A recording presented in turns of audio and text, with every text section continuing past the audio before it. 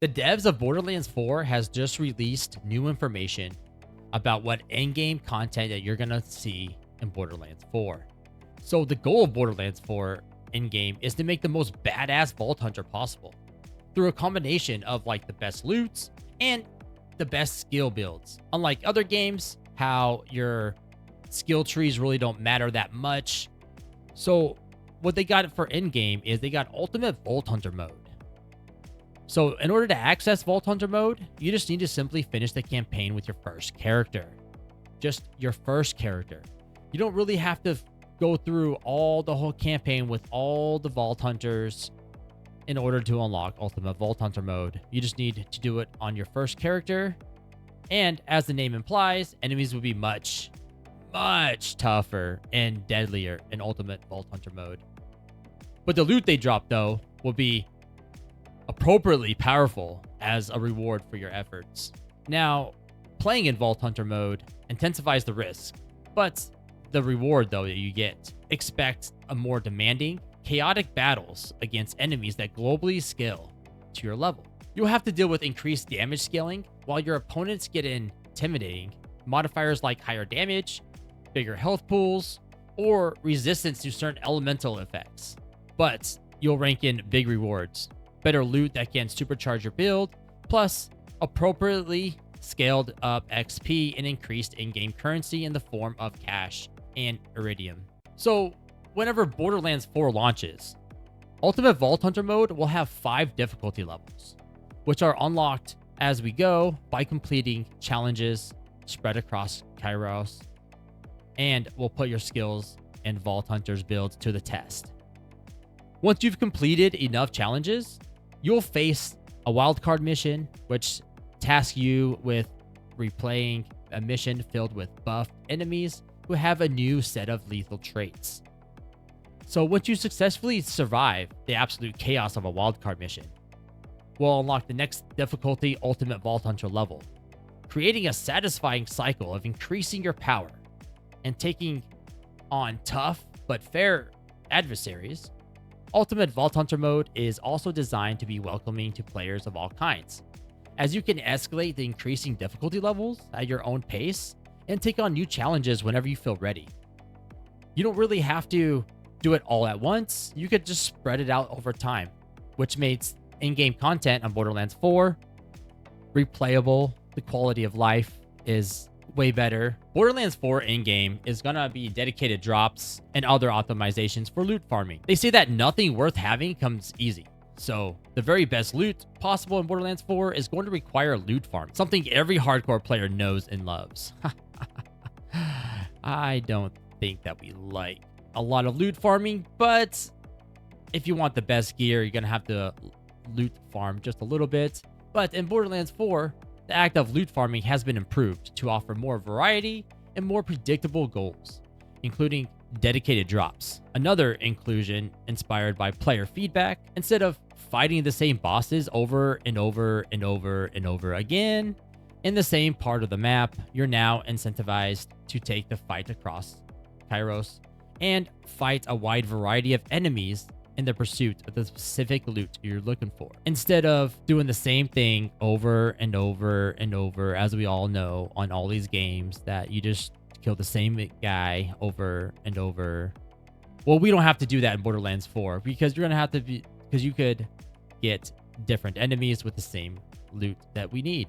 So in addition to their loot drops, hunting bosses across Kairos pays well thanks to contracts with completion rewards that include a viable in-game currency earned through gameplay, iridium. These iconic chunks of purple crystals have made their way to Kairos courtesy of the Cataclysm, and you'll spend iridium on in-game activities like respecting your specialization tree. So your specializations, so whenever you get to Ultimate Vault Hunter mode, you have your specialization. You could spend iridium to respect the specialization, but the devs have mentioned too, though, that they don't really want that. They really want you to just keep your specialization and just keep using the same specialization over and over. But of course, if you want to, you could go ahead and respect So that's also a good thing that they improved on and they put in the game. What also too that they revealed is Moxie's big encore machine. So it's a way to repeatedly fight bosses you've beaten without needing to exit and re-enter the game. A huge time saver for farming desirable boss loot. You can spend some iridium to activate Moxie's big encore machine and fight the desired boss right then and there without the need for save, loading, shenanigans, or rebooting the game entirely. It's an especially great quality of life improvement for in-game loot farming. That right there is going to help a lot. So whenever you have to find that one loot that you absolutely need, you could just go ahead and fight that same boss if you really have to, instead of doing all that other crazy stuff that we all love and enjoy, right? So also what we're going to have is after launch of Borderlands 4, we'll be getting a lot of paid content and like free content to all players. So what you can expect is you can expect weekly. You could test your might against the weekly big encore boss, which everyone will get a chance to take on the same encore boss each week, which is a tougher variant with an even more rewarding loot pool. You can face off against this boss using Moxie's big encore machine. In the same vein of embracing new challenges, all players will get the same weekly wildcard mission, ensuring that everyone takes on the same set of additional enemy traits so the community can collectively figure out the optimal ways to overcome this challenge. And it's best of all, weekly wildcard missions will have a guaranteed legendary drop that you can repeatedly earn to get your ideal role. Another good thing about what Borderlands 4 is doing for the very first time is they're doing firmware, which are set bonuses that synergize with your build. So firmware set bonuses have a wide range of effect, but they all have like 3 tiers. A minor, which is 1 piece of firmware equipped, a major, which is 2 pieces, and full, which is 3 pieces. Minor and major bonuses provided by firmware are typically flat increases to stats like ordnance damage or action skill cooldown rate. But full bonuses, though, they can provide unique effects like dropping down missile strikes or boosting your damage and lifesteal when your health gets low, which is actually going to be really good. So they have like some bonuses of these sets that you could have. And honestly, this is the first time they've ever had this in Borderlands. I'm actually pretty excited to see this. Kind of like the stuff that they had in like Elden Ring and all those other games, like World of Warcraft has sets like that and all the other games. And now Borderlands 4 is making this a reality also. So firmware does not apply to the 4 primary weapons in your loadout, as it only has a chance to spawn on ordnance, class modes, shields, and enchantments. That means you can only have 5 total pieces of firmware enabled gear equipped at a time. You'll need to make really tough decisions when shaping your build. Do you go all in and get full and major bonuses with 3 and 2 firmware set pieces respectively, or do you spread it out? Wider variety of major and minor bonuses. The choices are really endless of what you could actually do with Borderlands 4 with those choices. You can get like, yeah, it's just insane of the firmware bonuses. They go a long way towards making more effective Vault Hunter builds, honestly. So once you've completed the main campaign, you can transfer firmware from one piece of gear to another using a transfer machine. It's important though that the gear that has firmware transferred away from it will be destroyed, and existing firmware on the target piece of the gear will be replaced. So depending on the gear you're sacrificing, transferring firmware can be a serious investment, but also kind of worth it though to help you achieve your perfect build. But firmware though really isn't exclusive to only Borderlands 4 in-game, as you'll start encountering loot drops with firmware as early as level 25. By the time you've reached the in-game, you'll be well acclaimed to the ways firmware can straighten your build, and you'll be ready to chase after new firmware sets that will only drop in ultimate Vault Hunter mode. Another good thing that Borderlands 4 has is their specializations, the universal upgrades for all of your Vault Hunters. So specialization system is a streamlined way to steadily and continuously increase the power of your character account-wide. Once you've completed the main campaign, you'll unlock the specializations XP bar that can level up hundreds of times, providing incremental buffs that eventually open up meaningful choices for how to strengthen your favorite builds.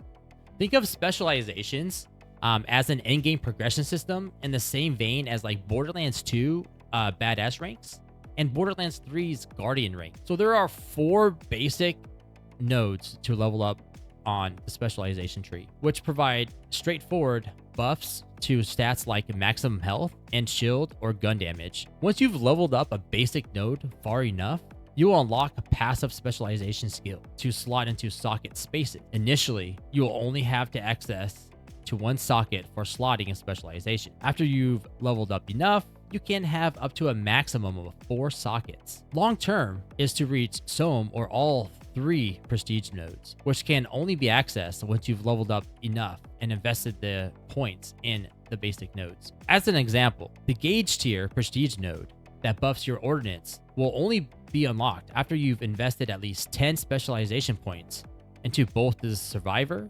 and brute basic nodes. Slotting your specialization sockets will provide noticeable spikes in your power level over time, though you're always free to leave sockets empty or respec specialization points entirely if you're looking for more of a challenge on a new character after countless hours of leveling up. And then we also have invincible bosses. So probably about like a few months after launch is what their roadmap says. After you've had the time to sharpen your skills and like pretty much craft your builds the best way that you can, you might be ready to take on a new kind of deadly challenge. That will be a free addition for all players. Invincible bosses. So invincible bosses, they await challengers in new areas in Kairos. Think of them as bosses on steroids. They have massive health pools, extremely lethal attack damage, and new modifiers that can make quick work of any unprepared Vault Hunter. Pretty much if you have what it takes to defeat them, invincible bosses drop some of the absolute best loot in the game. The first invincible boss is planned to be at the end of this year. Got to prepare for it. Got to prepare for that boss. Oof, sounds like it'd be so much fun. And then you have a new thing. So a new leer tier above legendary is pearlescent rarity.